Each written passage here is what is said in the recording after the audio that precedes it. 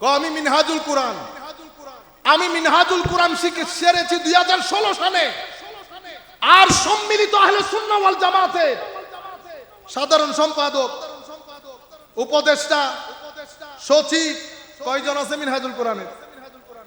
আপনি মিনহাজুল কোরআন নিয়ে সংসার করেন, আবার আরেকজনকে মিনহাজুল কোরআন মিনহাজুল কোরআন বলেন।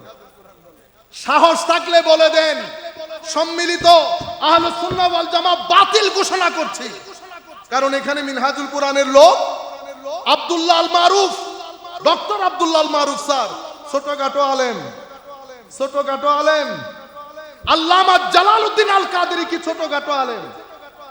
আমি আপনাদেরকে বলে যাই, প্রত্যেক দরবারে কাসওয়াসা দরবার শরীফ থেকে ফতোয়া দিয়েছে। যেই দরবার থেকে ফতোয়া দিয়েছে তার আপন চাচাতো ভাই যিনি অনেক বড় আলেম, তিনি শাইখুল ইসলামকে মুজাদ্দেদে জামান বলে। তো আপনি এই দলে যান, আমাকে এই দলে যাইতে দেন। জামিয়ার মধ্যে জালালউদ্দিন আল কাদেরী সুন্নি না? সুন্নি কিনা? আপনারা ভয় পাইতেছেন। আমার বক্তব্য শেষ, এই মেসেজগুলো দিয়ে যায়। জালালউদ্দিন আল কাদেরী হুজুর সৈয়দি শাইখুল ইসলাম তাহেরুল কাদেরীকে বড় আলেমের রব্বানি মনে করতেন। পারলে উস্তাদের বিরুদ্ধে একটা ফতোয়া দিয়ে দেন। কিছু করার নাই, অনেক কিছু করার আছে। ছেলেদেরকে নিয়ে বসেন, ব্রেইন খাটান, কি কি করা যায়। আপনি একবার বসবেন, দুইবার বসবেন, তিনবারের মধ্যে আমার আল্লাহ ইলম ও হিকমতের দরজা খুলে দেবেন। দেখবেন অনেক জিনিস বুঝে আসছে। কর্মে পরিণত করেন, টাকা পয়সা তুলে এটার একটা ইনভেস্টমেন্ট হয়। আপনারা আপনাদের ছেলেদেরকে ফাইনান্সিয়ালি কাজে লাগান, নতুবা আগামী 10 বছর পরে আমাদের ছেলেদেরকে টর্চ লাইট নিয়ে ঘুরতে বের হইতে হবে। আছে কিনা? ঢাকাতে আমরা সমাবেশ করি নাই? করেছি। চেয়ার খালি ছিল, চেয়ার খালি ছিল। কয়টা চেয়ার খালি ছিল? কেন? অদূরদর্শিতা, অদূরদর্শিতা। আমাদেরগুলো আমাদেরকে স্বীকার করতে হবে। এখন তাহেরুল কাদেরী নিয়ে আপনারা উঠে পড়ে লেগেছেন না? কেন করেছেন? কারণ ওইটা যেন ধামাচাপা পড়ে যায়, ওইটা নিয়ে যেন কেউ প্রশ্ন না তুলে। তাহেরুল কাদেরী এই দেশের জন্য কি রেলেভেন্ট ইস্যু? তাহেরুল কাদেরীকে তুলে সমুদ্রে নিক্ষেপ করেন, অসুবিধা আছে? তাহেরুল কাদেরী আপনাদেরকে চিনে না, আপনারা তাহেরুল কাদেরীকে চিনেন। তাহেরুল কাদেরী এই দেশের সমস্যা হবে কেন? কোনো সমস্যা নাই। এখানে বেটা ইনভেস্টমেন্ট হয়েছে। কারণ আহলুস সুন্নাহ ওয়াল জামাতের গ্রাউন্ড থেকে একটা আওয়াজ উঠেছে, যেই আওয়াজ ওই বাতুলতার ঘরের মধ্যে আগুন লাগিয়ে দিয়েছে। তারা চায় এই আওয়াজকে বন্ধ করে দিতে। এই আওয়াজ যদি বন্ধ করে দেওয়া যায়, আহলুস সুন্নাহ ওয়াল জামাত আগামী 100 বছর পর্যন্ত দাঁড়াতে পারবে না। দাঁড়াতে যে পারবে না সেটা ঢাকার সমাবেশের মধ্যে পুরো বাংলাদেশের মানুষ দেখেছে। 1-1.5 হাজার মানুষ, আমাদের সমস্ত তরিকতের লোক স্টেজের মধ্যে বসা, কোন মানুষ যায় নাই। পৃথিবীর মানুষ দেখেছে না? বাতিলরা দেখেছে না? তারা জানে এই ব্যক্তির গলার আওয়াজ বন্ধ করে দিতে পারলে আমাদের সামনের যাত্রা অনেক মসৃণ হয়ে যাবে। তারা যাকে টপ লিস্টে রেখেছে তাদের বিরুদ্ধে, তার বিরুদ্ধে আপনারা পিছনে লেগেছে। আপনারা বেটা পিছনে লাগলেও কোনো কিছু যায় আসে না, না লাগলেও কোনো কিছু যায় আসে না। কেন? মানুষ বলবে 1.5 মানুষ। কি বলবে? 1.5 মানুষ বলে লাভ নাই, আপনি কিন্তু 1.5 মানুষ। আপনারা বুঝতে পেরেছেন? এই একটা জিনিসকে ধামাচাপা দেওয়ার জন্য তাহেরুল কাদেরী, তাহেরুল কাদেরী। আমি আসার আগে এগুলো ছিল। আমি আসার আগে জমিয়তুল ফালার বক্তব্যের আগে এগুলা ছিল। জমিয়তুল ফালা ময়দানে শুহাদায়ে কারবালা মাহফিলের ইতিহাসের মধ্যে এত মানুষ হয় নাই। বাতিলের ঘরে আগুন লেগে গেছে। কিসের কারণে এত মানুষ? সম্মানিত ভাইয়েরা, তখন আমাদের ভিতরে কিছু ভাইয়ের পেছনে এরা টাকা খরচ করেছে। যদি পরিস্থিতি বাধ্য করে একজন একজন করে নাম বলে দেব। যদি পরিস্থিতি বাধ্য করে এমন এমন জায়গা থেকে এমন এমন কথা বলবো, আল্লাহ আল্লাহ রাসূলের ইজ্জতের কসম, ঘর থেকে বের হইতে পারবেন না। ঘর থেকে বের হইতে পারবেন না। কিচেন থেকে শুরু করে বেডরুম পর্যন্ত খবর সিনার ভিতরে আছে। শুধুমাত্র সুন্নিয়তে তরুণ প্রজন্ম ফ্রাস্ট্রেটেড হবে, ভুল বুঝবে, শিক্ষিত সমাজ সুন্নিয়ত বিমুখ হবে বিদায় চুপ করে থাকা। চুপ করে থাকাকে কখনো দুর্বলতা মনে করবেন না। আপনি যে বাদ পড়ে গেছেন সেটা সমাবেশ প্রমাণ করে দিয়েছে। আপনি যে বাদ পড়ে গেছেন। হায়া লজ্জা থাকলে চুপ করে থাকার কথা ছিল। হায়া লজ্জা থাকলে ঘর থেকে বের হওয়া বন্ধ হয়ে যাওয়া উচিত ছিল। কিন্তু একটা জিনিসকে ধামাচাপা দেওয়ার জন্য এখন দেখলাম 3 টাকার সঙ্গীত শিল্পী, 3 টাকার সঙ্গীত শিল্পী তাকেও দিয়ে উস্কাই দিয়েছে। ইন্না লিল্লাহ। কথা বলার ক্ষেত্রে এত নিচে নেমেছেন, যাদের ব্যাপারে বলছেন তারা যদি আপনার পীরের ব্যাপারে একই শব্দ ব্যবহার করে নিতে পারবেন, তাহলে কেন মা বাবাকে অপমান অপদস্থ করছেন? এদের পিছনে টাকা খরচ হয়েছে, নতুবা জমিয়তুল ফালা থেকে শুরু করে আজকের দিন পর্যন্ত তাহেরুল কাদেরের নাম নিছি, আমি নাম নিছি।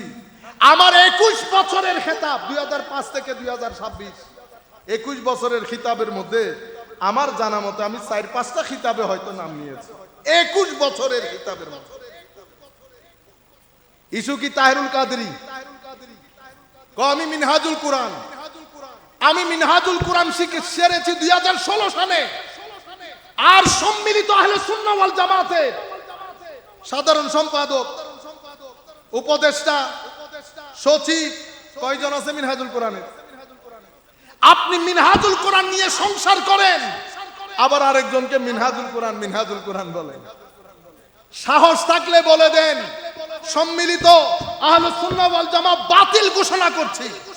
কারণ এখানে মিনহাজুল কোরআনের লোক আব্দুল্লাহ আল মারুফ, ডক্টর আব্দুল্লাহ আল মারুফ স্যার ছোটখাটো আলেম। আল্লামা জালালউদ্দিন আল কাদেরী কি ছোটখাটো আলেম? আমি আপনাদেরকে বলে যাই, প্রত্যেক দরবারে কাসওয়াসা দরবার শরীফ থেকে ফতোয়া দিয়েছে, যেই দরবার থেকে ফতোয়া দিয়েছে তার আপন চাচাতো ভাই যিনি অনেক বড় আলেম, তিনি শাইখুল ইসলামকে মুজাদ্দেদে জামান বলে। তো আপনি এই দলে যান, আমাকে এই দলে যাইতে দেন। জামিয়ার মধ্যে জালালউদ্দিন আল কাদেরী সুন্নি কিনা? আপনারা ভয় পাইতেছেন। আমার বক্তব্য শেষ, এই মেসেজগুলো দিয়ে যায়। জালালউদ্দিন আল কাদেরী হুজুর সৈয়দি শাইখুল ইসলাম তাহেরুল কাদেরীকে বড় আলেমের রব্বানি মনে করতেন।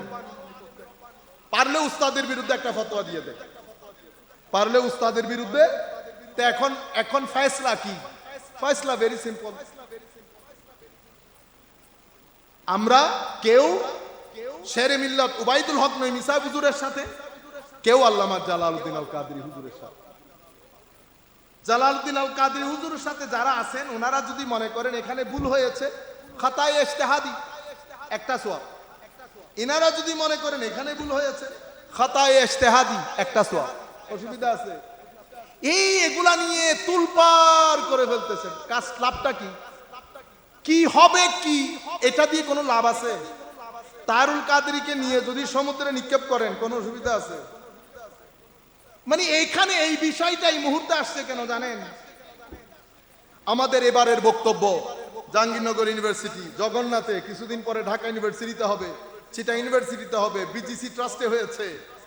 বাতিলের ঘরে আগুন লেগেছে, বাতিলের ঘরে আগুন লেগেছে। পেছনে টাকা খরচ হয়। কি খরচ হয়? টাকা। নতুবা এই জোট বারবার ভাঙার কথা না। টাকা না থাকলে ভাঙবে কেন? আপনারা বুঝতে পেরেছেন? আল্লাহর দরবারে আপনারা দোয়া করবেন আমাদের ছেলেগুলা যেন ফ্রাস্ট্রেটেড না হয়।